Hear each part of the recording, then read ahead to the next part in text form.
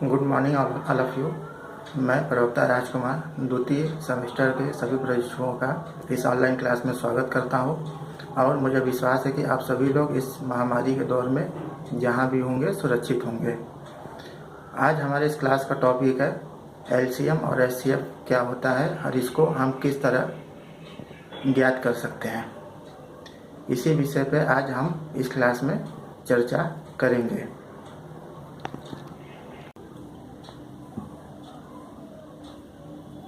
सर्वप्रथम हम चर्चा करेंगे लघुत्तम समापवर्त क्या होता है, या इसको शॉर्ट में एलसीएम भी बोला जाता है। एलसीएम यानी कि लीस्ट कॉमन मल्टीपल। अगर हम लघुत्तम समापवर्त को देखें तो ये इन 3 शब्दों से मिलकर बना होता है। लघुत्तम यानी लीस्ट या लोएस्ट, समान यानी कॉमन, अपवर्त मतलब मल्टीपल। मल्टीपल से हमारा यहाँ तात्पर्य होता है कि किसी संख्या का गुणा या पहाड़ा जो हम पढ़ते हैं उसी को बोला जाता है मल्टीपल। अगर हम लघुत्तम समापवर्त की परिभाषा को देखें तो वह कहती है कि दी हुई 2 या 2 से अधिक संख्याओं का लघुत्तम समापवर्त वह छोटी से छोटी संख्या है जो दी हुई संख्याओं में से प्रत्येक से पूर्णतया विभाजित हो जाए। यानी कि लघुत्तम समापवर्त के लिए हमको दी हुई संख्याओं के लिए एक ऐसी छोटी से छोटी संख्या खोजनी होगी जो दी हुई संख्याओं से पूर्णतः विभाजित हो जाती हो। लघुत्तम समापवर्त या एलसीएम को निकालने के लिए हमारे पास जो मेथड, उसमें सबसे पहले जो मेथड आता है वो है अपवर्त लिखकर या मल्टीपल के द्वारा। इसको अगर हम एक उदाहरण के माध्यम से समझें तो अगर हमारे पास 2 संख्याएं दी हुई है 6 और 16, 6 और 16, और बोला जाए कि इनका लघुत्तम समापवर्त अपवर्त लिखकर निकालिए, तो सर्वप्रथम हम 6 के अपवर्त को लिखेंगे यानी कि 6 के मल्टीपल को। अगर 6 के अगर हम मल्टीपल को देखें तो सर्वप्रथम 6 आता है, उसके बाद 12, फिर 18, फिर 24, 30, 36, 40, 48, 54, इसी तरह आगे तक। इसी तरह हम अगर 16 के अपवर्त को देखें तो 16, 32, 48, 64। अपवर्त लिखने के बाद हम देखते हैं कि इन अपवर्त को कंपेयर करेंगे। 6 के जो अपवर्त लिखा गया और 16 के जो अपवर्त लिखे गए हैं उनमें हम देखेंगे कि कौन सी ऐसी संख्या है जो कॉमन है, कौन सा ऐसा मल्टीपल है जो दोनों में आता हो। तो देखते हैं कि 6 के अपवर्त में जो पहली संख्या है वो है 6, और उसको देखते हैं कि 16 के अपवर्त में कहीं भी नहीं आता है। इसी तरह 12, 18, 24, 30, 36, 42, इसको भी जब हम 16 के अपवर्त से कंपेयर करते हैं तो कहीं भी नहीं आता है। लेकिन 6 का जो अगला अपवर्त 48 है, 48, उसको देखते हैं कि 16 के अपवर्त में आता है। तो ये हमारा क्या होगा, समान अपवर्त या कॉमन मल्टीपल। और यही संख्या जो 48 यही हो जाएगा हमारा 6 और 16 का लघुत्तम समापवर्त 48 होगा।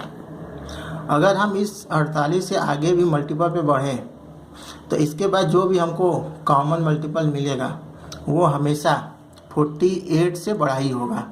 और जबकि हमको एलसीएम के लिए वह छोटी से छोटी संख्या खोजनी है जो दी हुई संख्याओं से पूर्णतः विभाजित हो जाए, तो वो सबसे छोटी संख्या इस केस में 48 होगी। लघुत्तम समापवर्त निकालने के लिए जो हमारा दूसरा मेथड है वो है अभाज्य गुणनखंड। अभाज्य से हमारा शाब्दिक अर्थ होता है कि ऐसी संख्या जो खुद से विभाजित होती हो या 1 से, उसके अलावा और किसी संख्या से विभाजित न होती हो, उसे हम कहते हैं अभाज्य संख्या। तो यहाँ पे अगर हम 6 के अभाज्य गुणनखंड देखें तो वो 2 और 3 है, और 16 के अगर अभाज्य गुणनखंड देखें तो 2, 2, 2, 2, यानी कि 4 टाइम्स 2। अब देखते हैं कि इसमें वो कौन सी संख्या है जो कॉमन है। तो यहाँ पे 1, 2 जो है वो दोनों में ही कॉमन है, तो उसको हम लिख लेते हैं। उसके बाद जितने भी अभाज्य गुणनखंड हैं उनको हम गुणा के निशान देते हुए लिखते चले जाएंगे। इस कॉमन 2 के बाद 3 है, 3 लिख लेंगे। उसके बाद 3 टाइम्स 2 है तो 3 टाइम्स 2 लिख लेंगे। और इसके बाद इनका जो गुणनफल होगा वही हमारा 6 और 16 का लघुत्तम समापवर्त होगा। हमारा जो तीसरा मेथड है लिस्ट कॉमन मल्टीपल को ज्ञात करने के लिए वो है भाग विधि। इसमें हम क्या करते हैं कि जो हमको संख्या दी हुई थी उनको एक कॉमा की सहायता से अलग अलग इस तरह लिख लेते हैं। उसके बाद सबसे छोटी संख्या से हम भाग देना शुरू करते हैं। तो सर्वप्रथम हम देखेंगे 2 से भाग जाता है कि नहीं। अगर भाग जाएगा तो हम 2 से भाग देंगे, नहीं जाएगा तो 2 पे छोड़कर हम अगली संख्या पे जाएंगे। यहाँ देखते हैं कि 2 से भाग जा रहा है, तो 2 से अगर 6 में भाग देते हैं तो 3 बार में जाएगा, और अगर 16 में भाग देते हैं तो 8 बार में जाएगा।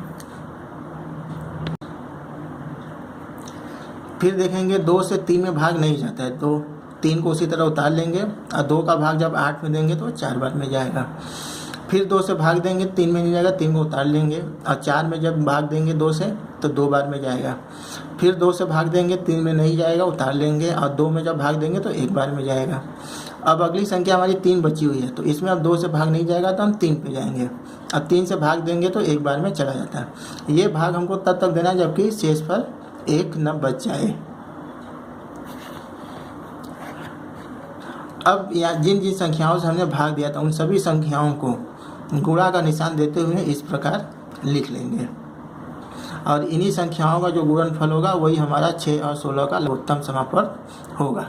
तो इस विधि से भी हम आसानी से लघुत्तम समापवर्त निकाल सकते हैं। जैसा कि आपको सभी लोग जानते हैं कि जो हमारा प्राचीन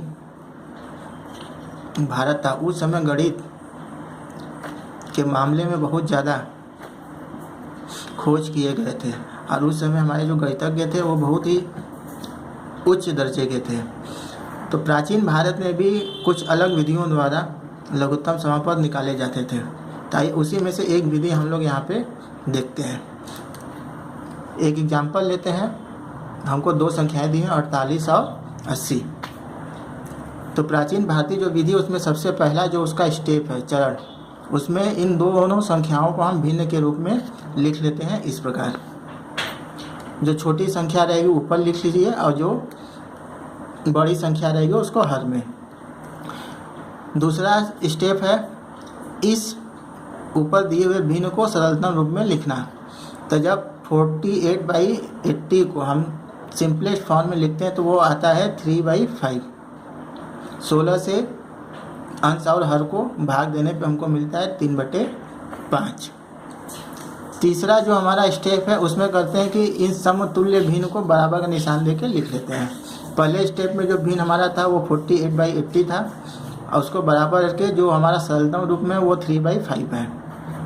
उसके बाद चौथे स्टेप में क्या करते हैं कि जो हमारा समतुल्य भिन्न थे उनका तिर्यक गुणा करते हैं, क्रॉस मल्टीप्लिकेशन। और क्रॉस मल्टीप्लिकेशन के बाद जो हमको संख्या मिलती है वही हमारा क्या हो जाएगा, दी हुई संख्याओं का लघुत्तम समापवर्त है।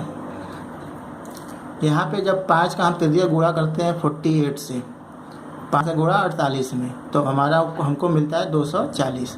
उसी तरह 80 का गुणा जब 3 में करते हैं तब भी हमको मिलता है 240, और यही 240 हमारा क्या होगा, 48 और 80 का लघुत्तम समापवर्त है।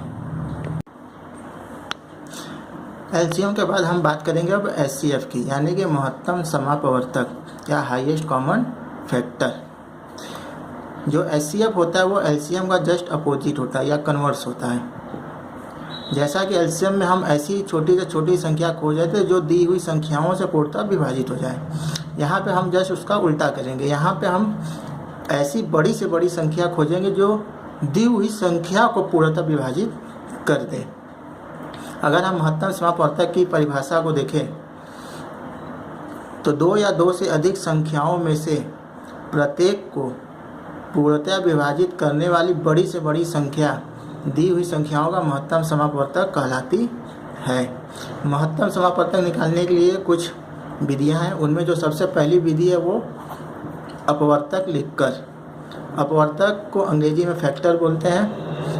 फैक्टर से हमारा तात्पर्य ऐसी संख्याओं से होता है जो दी हुई संख्याओं को पूर्णतः विभाजित कर दे। उदाहरण के माध्यम से देखें तो 48 का अपवर्तक, यानी कि हमको वो संख्याएं देखनी है जो 48 को पूर्णतः विभाजित करती हों, जैसे कि 1, 2, 3, 4, 6, 8, 12, 16, 24, 48। ये वो सभी संख्याएं हैं जो 48 को पूर्णतः विभाजित करती हैं। उसी तरह हमारा दूसरा संख्या है 64। 64 का जो अपवर्तक होगा 1, 2, 4, 8, 16, 32 और 64। ये वो सभी संख्याएं हैं जो 64 को पूर्णतः विभाजित करती हैं।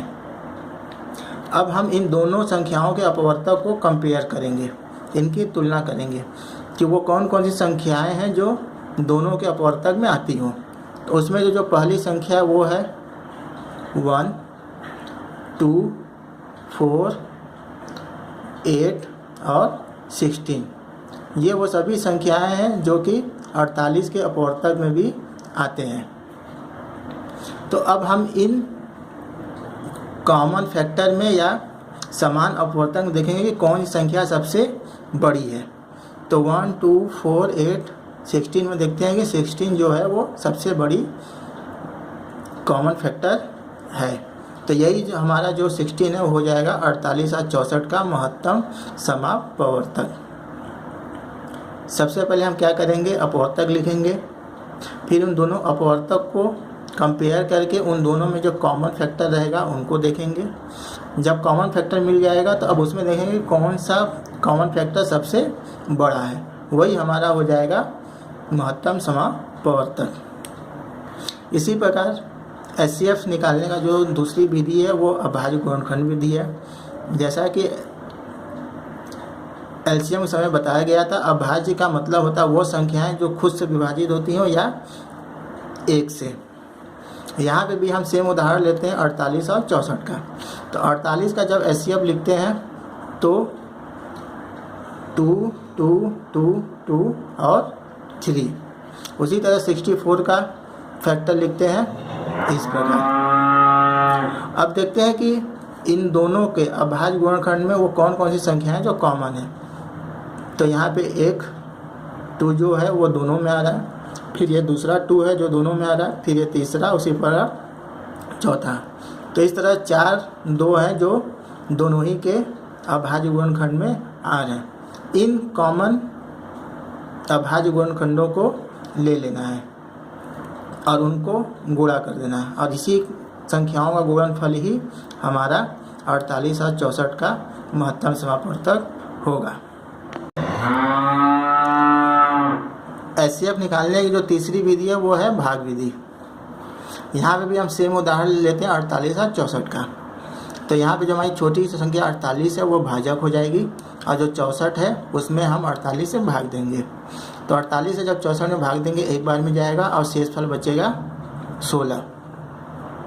अब 16 हमारा क्या हो जाएगा, वो भाजक हो जाएगा और 48 में हम भाग देंगे। 16 का जब 48 में भाग देंगे तो 3 बार में जाएगा और रिमाइंडर बचेगा शेषफल 0। तो इस प्रकार जो 16 है वो हमारा 48 और 64 का महत्तम समापवर्तक होगा। ये भाग हमको तब तक देंगे जब तक कि शेषफल 0 ना आ जाए। इस प्रकार हमने आज की क्लास में देखा कि LCM और HCF क्या होता है, उनको किस विधियों द्वारा हम ज्ञात कर सकते हैं। अब नेक्स्ट क्लास में हम जानेंगे कि HCF और LCM में क्या संबंध है, और अब कुछ अभ्यास प्रश्न के प्रश्नों को हम हल करेंगे।